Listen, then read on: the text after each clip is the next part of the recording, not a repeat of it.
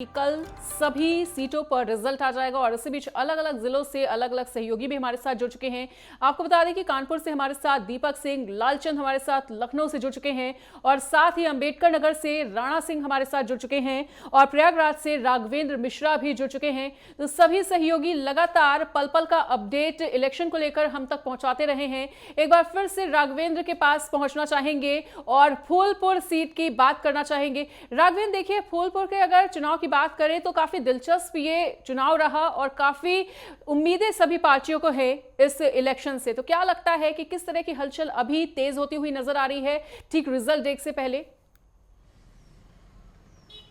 परसों जब मतदान हुआ, मतदान के बाद जो है स्ट्रांग रूम की ओर जो है जो ईवीएम मशीन उसको ले जाया गया।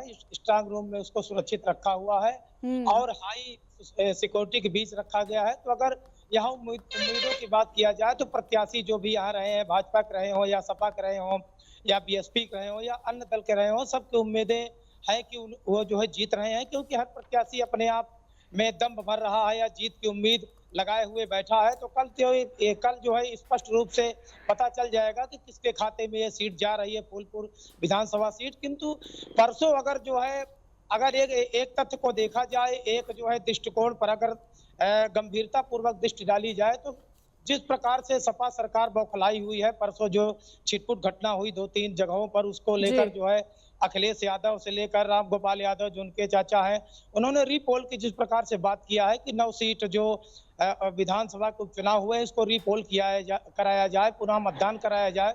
तो एक प्रकार से अगर देखा जाए तो सपा जो है पूरी तरह से हार अपनी मान चुकी है। उसका मानना है कि इस बार जो भी चुनाव हुआ, मतदान जो करता रहे हैं, जो भी मतदाता रहे हैं, उनको वोटिंग नहीं करने दिया गया। पुलिस प्रशासन पर आरोप लगाए, इलेक्शन कमीशन को जो उन्होंने चिट्ठी लिखी, इलेक्शन कमीशन पर आरोप लगाए कि कार्रवाई नहीं कर रही है। तो भाजपा पर जिस प्रकार से सपा जो है पूरी तरह से हमलावर रही है, परसों रही है, कल रही है और आज भी रही है, तो इससे स्पष्ट होता है कि सपा सरकार जो है पीछे हटती हुई नजर आ रही, इसीलिए बार बार पोल की बात कर रही है। फूलपुर विधानसभा की अगर बात किया जाए तो यहाँ पर दो ही दलों पर जो है सीधा मुकाबला देखने को मिल रहा था। चुनाव प्रचार के समय भी और परसों जो मतदान हो रहा था उस दिन भी दो दलों के बीच सीधा मुकाबला था, सपा और बीजेपी के बीच। तो यहाँ पर भी जो है सपा को लग रहा है कि हम जो है चुनाव हार रहे हैं और बीजेपी को लग रहा है कि पूर्ण बहुमत, मतलब यहाँ पर भी हम चुनाव जीत रहे हैं, काफी मतों से जीत रहे हैं। तो उम्मीदें दोनों की टिकी हुई हैं।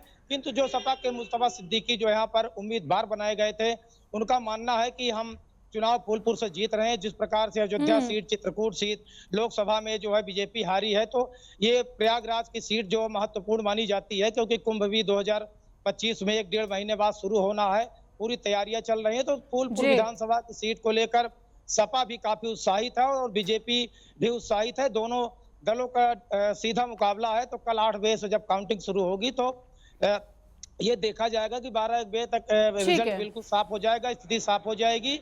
अब किसके खाते में ये सीट जाती है, भाजपा के कि सपा में, ये देखना वाकई में दिलचस्प रहने वाला है। बिल्कुल राघवेंद्र, सभी सहयोगी बने रहिए हमारे साथ, सभी के पास लौटेंगे और पल पल का अपडेट आपके साथ साझा करेंगे। चर्चा चल रही है, कल काउंटिंग का डे है और ऐसे में तमाम एग्जिट पोल्स आना स्टार्ट हो चुके हैं और ऐसे में सियासी समीकरणों को समझने का प्रयास एक बार फिर से करते हुए दीपक के पास लौटेंगे। दीपक, देखिए, जिस तरह से सीसामऊ सीट पर इलेक्शन हुआ और उसके बाद छिटपुट घटनाओं की भी सूचना मिली, हंगामे की भी खबर सामने आई, तो ऐसे में क्या लगता है कि सपा और बीजेपी में जो जोरदार टक्कर है उसमें से बाजी कौन मारता हुआ नजर आ रहा है?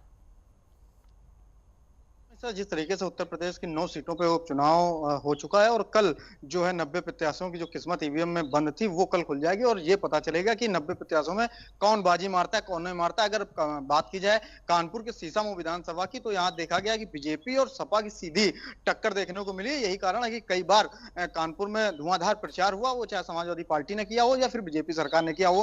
हालांकि मतदान वाले दिन ये देखा गया था कि काफी आरोप प्रत्यारोप दोनों पार्टियां एक दूसरे पर लगाते हुए नजर आई थी, लेकिन अभी कुछ कह पाना ये मुश्किल होगा कि आखिरकार इस सीट पे कमल खिलेगा या फिर साइकिल दौड़ेगी। अब ये कल ही तय होगा कि आखिरकार ये सीट किसके खाते में जाएगी। लेकिन जिस तरीके से आरोपों का सिलसिला चला था, वो चाहे समाजवादी पार्टी हो या फिर बीजेपी हो, तो काफी चीजें निकल के आई थी। लेकिन वोट परसेंटेज की अगर बात की जाए तो जिस तरीके से वोट परसेंटेज वहां 60 और 40 का रेशियो है, तो तमाम सारी ऐसी चीजें हैं जिस पे जो है अभी अनुमान लगाना मुश्किल रहेगा। एग्जैक्ट पोल की अगर बात की जाए तो ये साफ तौर से देखा जा रहा है कि 2 सीटें सपा के खाते में आ रही हैं और बाकी 7 सीटें जो हैं वो बीजेपी के खाते में जा रही हैं। लेकिन अब ये कल तय होगा कि आखिरकार किसके खाते में कितनी सीटें जाती हैं। हालांकि गल्ला मंडी जहां काउंटिंग कल होनी है वहां कड़ी सुरक्षा व्यवस्था के इंतजाम किए गए हैं, सीसीटीवी कैमरे लगाए गए हैं और समाजवादी पार्टी की जो कार्यकर्ता या नेता है वो वहीं पर जमे हुए हैं। और उन्होंने एक आरोप भी लगाया था कि सीसीटीवी स्ट्रांग रूम का जो था वो बंद हो चुका था और उन्होंने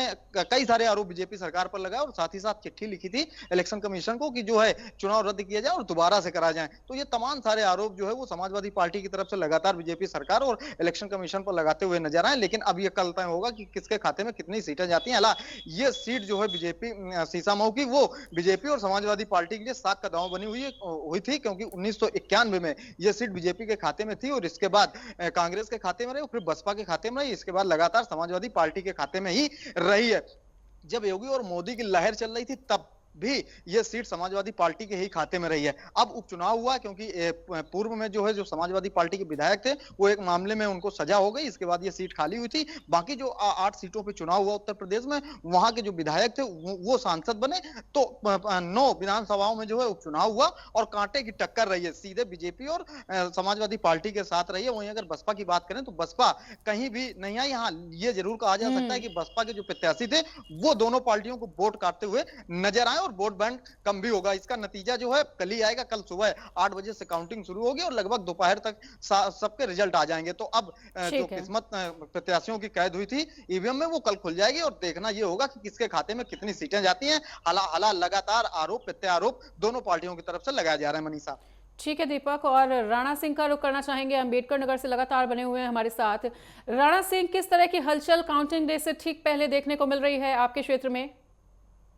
मेरे साथ मैं बताना चाहूंगा कॉलेज में कल मतगणना सुबह 8 बजे से शुरू होगी और 31 राउंड होंगे जिसमें 14 टेबल पर मतगणना की जाएगी। कड़ी सुरक्षा व्यवस्था के सारे इंतजाम कर लिए गए हैं। जहां चुनाव 20 तारीख को आरोप प्रत्यारोप के बीच सकुशल संपन्न हुआ, वहीं पर लगभग 4 लाख मतदाता यहाँ पर कटेरी विधानसभा में रहे हैं और 56% मतदान हुआ। यहाँ अगर सीट की बात करें तो ये समाजवादी की सीट रही है और यहाँ पर जो सांसद मौजूदा सांसद हैं लालजी वर्मा, उनकी पत्नी शोभावती की प्रतिष्ठा दांव पे लगी हुई है। भाजपा पूरे दमखम के साथ अपने चुनाव मैदान के प्रचार में जुटी रही और हर जाति के लोगों को साधने का प्रयास किया। इसलिए शोभावती वर्मा की धड़कनें बढ़ी हुई हैं। कल सुबह 8 बजे से जब मतगणना बैलेट पेपर की गणना शुरू होगी और फिर इसके बाद 10 बजे से ईवीएम खुलेंगे तो कहीं ना कहीं से स्पष्ट हो जाएगा कि इस सीट पर बीजेपी का कमल खिलेगा या समाजवादी की साइकिल चलेगी। जी मनीष, कल यूपी में जिस तरह से 9 विधानसभा सीटों पर उपचुनाव हुआ था और ऐसे में कल सभी का रिजल्ट आएगा, तो बेसब्री से इंतजार इस रिजल्ट का है, क्योंकि देखिए लगातार जो पार्टियों ने मेहनत की है उसमें क्या नतीजा निकलकर सामने आता है ये कल क्लियर हो जाएगा। और फिलहाल सभी सहयोगी हमारे साथ चर्चा करने के लिए बने हुए हैं। लालचंद, आपके पास आते हुए, लालचंद देखिए कल ग्रैंड फिनाले का डे है और ऐसे में सभी की धड़कनें बेसब्री से बढ़ती हुई, रुकती हुई, थमती हुई, लेकिन आपको क्या लगता है स्कोर बोर्ड पर किस पार्टी का दबदबा देखने को मिल रहा है, किसका जलवा बरकरार देखने को मिल रहा है?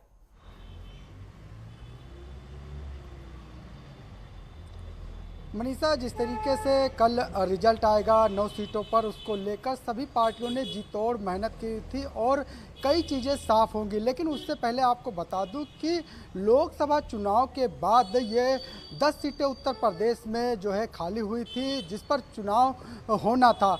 लेकिन जिस तरीके से एक सीट की बात करें अयोध्या की मिल्कीपुर की सीट की, तो इस पर चुनाव आयोग ने तारीखों का ऐलान नहीं किया क्योंकि वहां पर जो है एक मामला कोर्ट में था। जो बीजेपी के पूर्व विधायक हैं बाबा गोरखनाथ, उन्होंने PIL दाखिल की थी जिसकी वजह से चुनाव आयोग ने उस पर तारीखों का ऐलान नहीं किया। लेकिन जिस तरीके से जो विधायक थे वो सांसद बने, उसके बाद 8 सीटें खाली हुई थी और सीसामऊ की एक सीट थी जो सपा के विधायक थे जिनको सजा हुई थी, उसके बाद वो सीट खाली हुई थी। और 9 सीटों पर चुनाव आयोग ने जो है चुनाव की तारीखों का ऐलान किया। जिस तरीके से पहले 13 नवंबर को मतदान होना था, जिसको लेकर बीजेपी की तरफ से और उनकी सहयोगी पार्टी RLD की तरफ से ये कहा गया कि कार्तिक पूर्णिमा की वजह से जो है कहीं ना कहीं उसमें जो है मतदान प्रक्रिया कम होगी और ऐसे में कहीं ना कहीं चुनाव की तारीखों को बदला जाए। जिसके बाद चुनाव आयोग ने इस पूरे मामले का संज्ञान लिया और 20 नवंबर को मतदान कराने का फैसला लिया। गया, जिसके बाद देखने को मिला कि जो 20 नवंबर को बड़ी संख्या में मतदाता अपने घरों से निकले और 9 सीटों पर जो है मतदान संपन्न कराया। सुबह 7 बजे से शाम 5 बजे तक मतदान हुआ और 50% तक मतदान हुआ है। चाहे वो मीरापुर की बात की जाए, चाहे कुंदुर्की की बात की जाए, चाहे जो है मझुआ सीट की बात की जाए, चाहे बात करें खैर सीट की बात की जाए, सीसामऊ की बात की जाए, इन सभी सीटों पर जो है मतदान छुटपुट घटनाओं के बीच कहीं ना कहीं संपन्न हुआ। अगर बात करें तो एक जगह पर पथराव की मीरापुर में जो है सूचना मिली थी, उसको भी जो है कंट्रोल किया गया, वहाँ पर भी मतदान को जो है पूरा कराया गया। इसके साथ ही देखने को मिला कि और भी कई सीटों पर जो है छुटपुट घटनाएं देखने को मिली, जिसके बाद कहीं ना कहीं विपक्ष के द्वारा लगातार आरोप लगाए गए कि जो सत्ता का है वो दुरुपयोग किया जा रहा है और जो पुलिसकर्मी हैं वो जो है अल्पसंख्यक की महिलाओं की जो मुस्लिम मतदाता थे उनको डराने धमकाने का काम किया। एक वीडियो भी सामने आया था जिसमें एक पुलिसकर्मी जो है पिस्टल लेकर महिलाओं को धमकाते हुए दिखाई दिया, जिसके बाद चुनाव आयोग ने भी उस मामले को भी संज्ञान में लिया और इसके बाद 5 ऐसे पुलिसकर्मी थे जिनको निलंबित भी कर दिया। कुछ ऐसे पुलिसकर्मी थे जो ड्यूटी पॉइंट पर लगे हुए थे, उनको भी उस जगह से हटाने का काम किया गया। जो भी शिकायतें मिलती रही चुनाव आयोग ने उसका संज्ञान लिया, उसके खिलाफ कार्रवाई की। लेकिन कहीं ना कहीं मनीषा ये भी देखने को मिला कि जिस तरीके से चाहे सत्ता पक्ष की बात करें, बीजेपी ने भी कई आरोप समाजवादी पार्टी पर लगाए, तो वहीं समाजवादी पार्टी ने भी कहीं ना कहीं बीजेपी पे आरोप लगाए कि सत्ता का दुरुपयोग किया जा रहा है। जो अल्पसंख्यक मतदाता है उनको जो है वोट नहीं डालने दिया गया, उन्हें धमकाया गया, उन्हें डराया गया, इस तरीके की बातें सामने। जिसके बाद फिर अखिलेश यादव ने जो है पलटवार किया कि जो मीरापुर सीट है, कुंदरकी की सीट है, जो सीसामऊ की सीट है, इन तीनों सीटों पर जो है पुनः मतदान कराया जाए, क्योंकि यहाँ पर मतदाताओं को जो है वोट नहीं डालने दिया गया। फिलहाल फिर बीजेपी जो है इस पर सवाल खड़ा करती है कि जो समाजवादी पार्टी का जो चरित्र है वो इसी तरीके से है, लोगों को कहीं ना कहीं जो पीडीए का नारा देते हैं और पीडीए के नाम पर कहीं ना कहीं लोगों को ठगने का काम करते हैं, जिसको लेकर कहीं ना कहीं जो घटना करहल में हुई उसको लेकर भी बीजेपी ने लगातार सवाल उठाए। और ऐसी बीच देखने को मिला है कि अब कहीं ना कहीं तमाम सवालों के बीच, तमाम उठापटक के बीच कल जो है मतदान हो कल जो है मतगणना होगी। देखने वाली बात होगी कि किसके खाते में कितनी सीटें जाती है। लेकिन हाँ, ये जरूर कहा जा सकता है कि कल त्रिस्तरीय सुरक्षा के बीच, यानी कि भारी सुरक्षा व्यवस्था के बीच जो है मतगणना कराई जाएगी, जिससे कि किसी भी प्रकार से कोई आरोप न लगा सके, क्योंकि चुनाव आयोग कहीं ना कहीं पूरी तरीके से यहाँ पर जो है निगरानी बनाए हुए खुद जो है मॉनिटरिंग करता हुआ दिखाई दे रहा है। यही वजह है कि 5 पुलिसकर्मियों को भी चुनाव के दौरान जो है निलंबित किया गया है।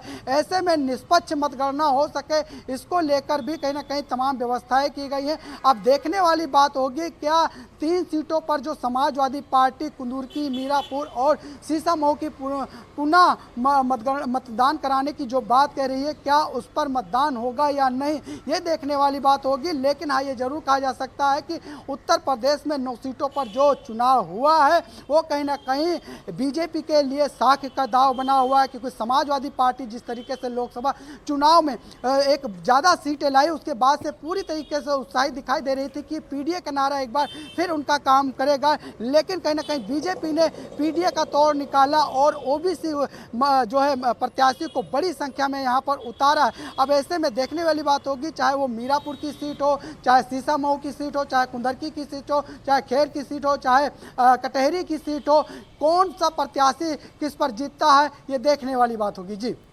बिल्कुल, और एक बार फिर से राघवेंद्र आपके पास आना चाहेंगे। राघवेंद्र, देखिए, अगर फूलपुर विधानसभा सीट की बात की जाए तो बीजेपी भारी भरकम मतों से जीतने जा रही है। एग्जिट पोल भी इसी ओर इशारा कर रहा है और सपा ने अभी से ही हो हल्ला करना शुरू कर दिया है। लेकिन स्ट्रांग रूम में देखिए पूरी तरह से पारदर्शिता बनी रहे, इसको लेकर क्या कुछ खास इंतजाम देखने को मिल रहे हैं और पार्टियों को पूरी तरह से संतुष्ट रखा जा सके, इसके लिए क्या कुछ खास व्यवस्थाएं?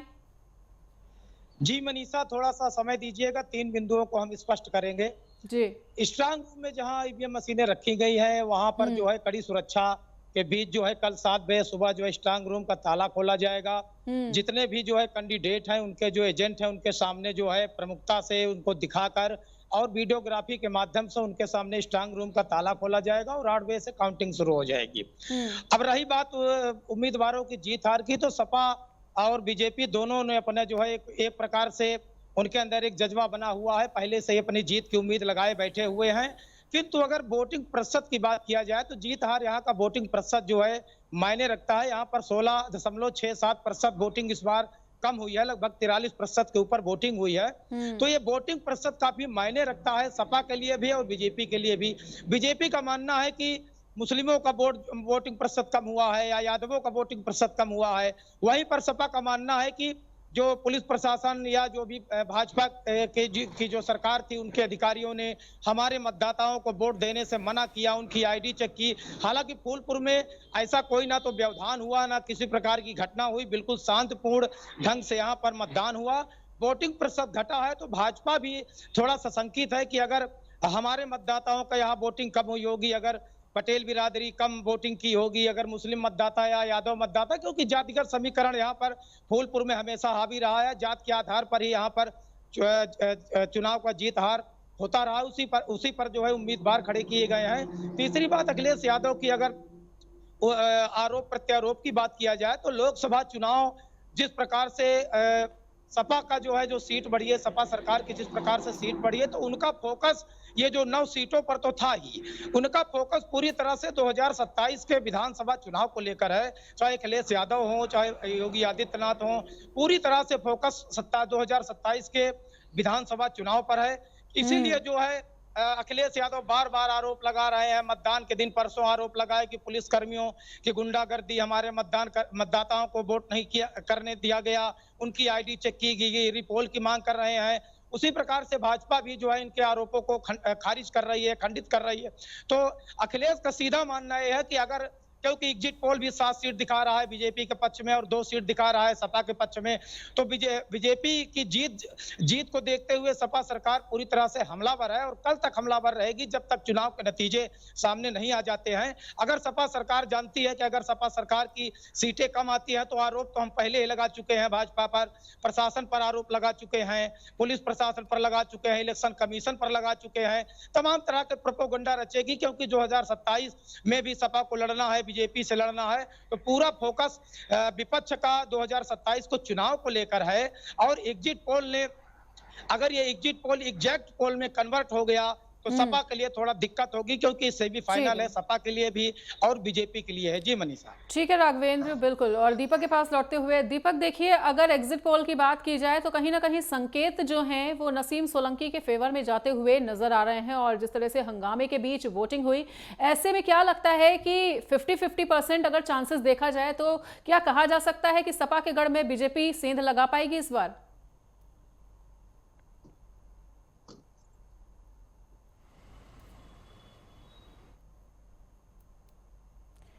दीपक से फिलहाल हमारा संपर्क टूट गया है। और राणा सिंह के पास लौटते हुए, राणा देखिए, अंबेडकर नगर की कटहरी सीट भी सबसे ज्यादा हाई प्रोफाइल सीटों में से एक रही है और ऐसे में शांतिपूर्ण तरीके से जो मतदान हुआ है उसके बाद फिलहाल आपने बताया कि हलचल किस तरह से अभी देखने को मिल रही है। लेकिन बीजेपी वर्सेस सपा, क्या लगता है कि स्कोर बोर्ड पर किसका जलवा बरकरार देखने को मिलने वाला है कल?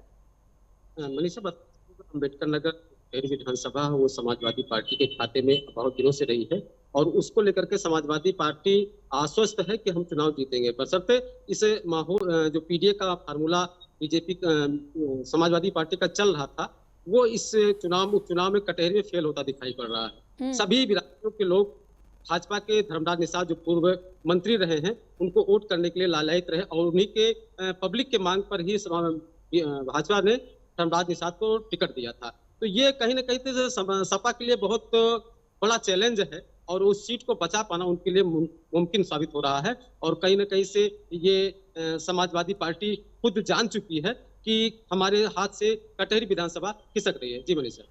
ठीक है, सभी सहयोगियों का हमारे साथ जुड़ने के लिए और तमाम जानकारी साझा करने के लिए बहुत बहुत शुक्रिया।